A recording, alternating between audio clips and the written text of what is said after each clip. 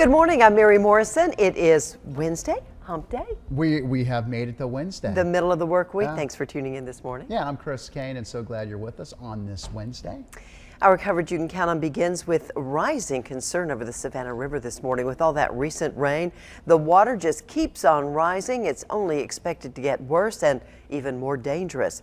Those who live near the river are sounding the alarm this morning. Here's WJBF News Channel 6's Mike Miller with today's big story.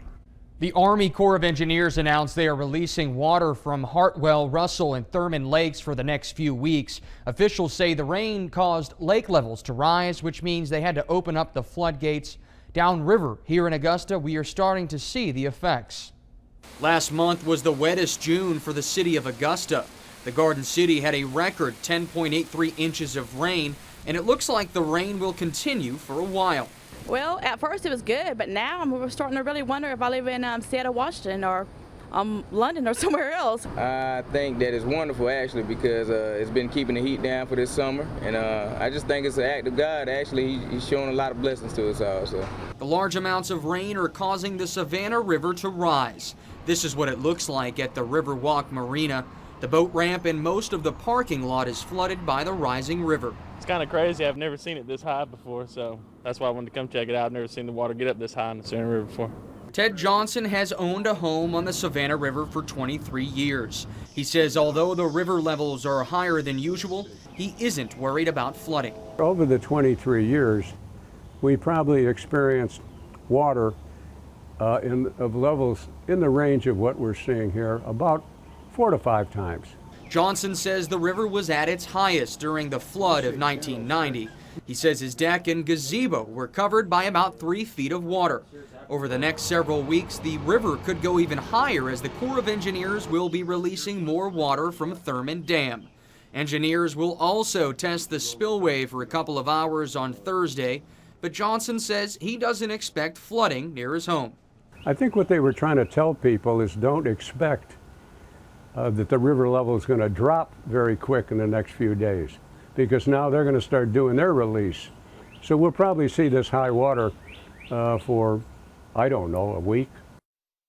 Officials say river velocities are going to be much higher than normal over the next several weeks. They are warning boaters and anyone using the river to wear a life jacket at all times. There have also been reports of large debris in the Savannah River, so be careful when you're out there. For Good Morning Augusta, I'm Mike Miller, WJBF News Channel 6.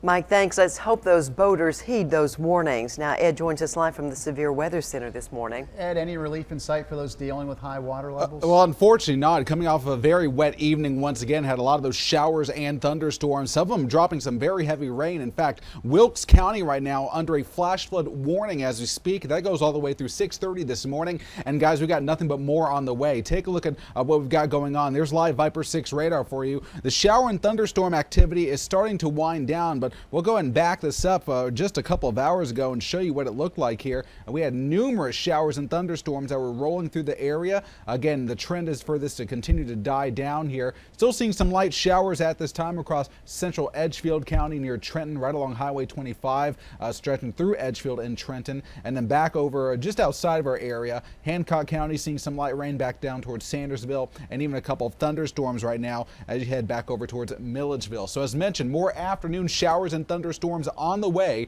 as we go into the really next couple of days. Also, we're going to keep a close eye on Tropical Storm Chantal. That could give us some more rain early next week. We're going to talk about it in a few minutes, guys. Yeah, busy day for you in the forecast center. That's right. Thanks, Ed.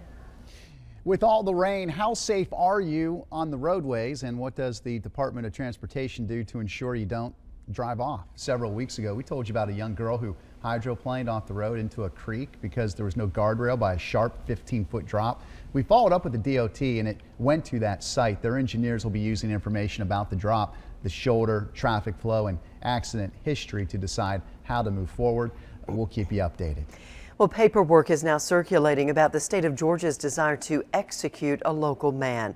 Ryan Jones appeared in court Tuesday for his arraignment hearing. Jones is accused of murdering his parents and his brother in their South Augusta home back in May, and then accused of taking their bodies and burning them in a vacant lot. Jones entered a not guilty plea yesterday. District Attorney Ashley Wright file paperwork setting into motion the state's desire to execute Jones if he is found guilty of the crimes. Jones's attorney has withdrawn a motion calling for a mental evaluation. Sheriff Richard Roundtree is trying to get better security for downtown Augusta. He is now proposing to create a new business improvement district downtown to pay for those increased police patrols. Downtown had a district last year to pay for the caddy program, and some property owners are not sure they want to tax themselves again to pay for the sheriff's plan. For more than 20 years, he served the citizens of Jefferson County as the major of the sheriff's office.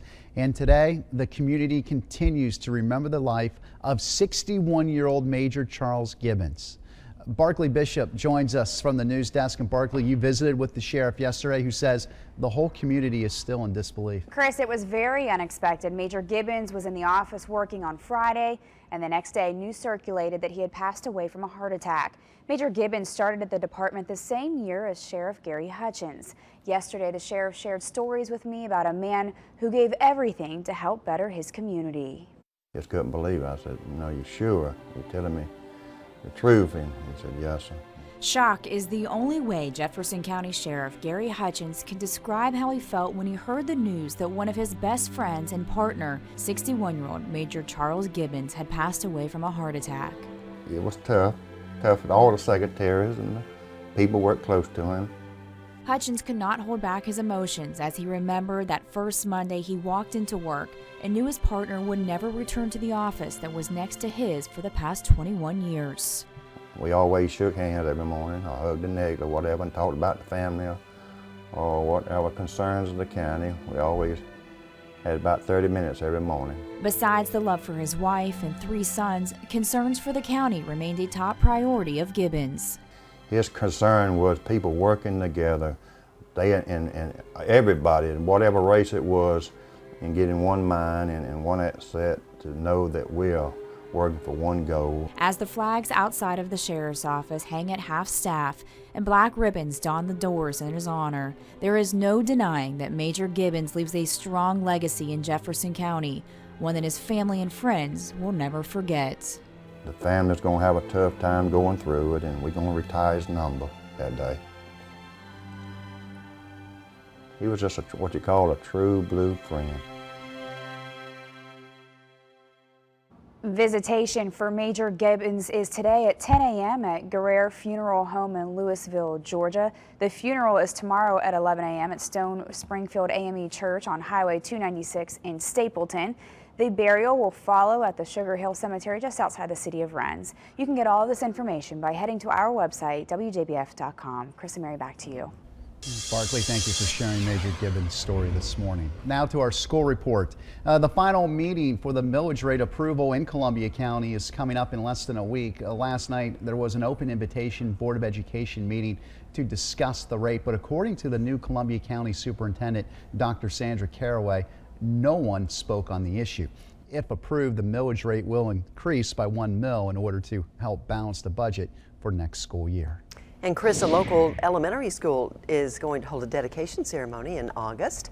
Columbia County school leaders walked through the new Evans Elementary School yesterday. The 86,000 square foot facility is located on Gibbs Road and will open in the fall. It'll house about 700 students. A portion of the students will come from Bel Air Elementary. That new building came at a cost of about $16 million.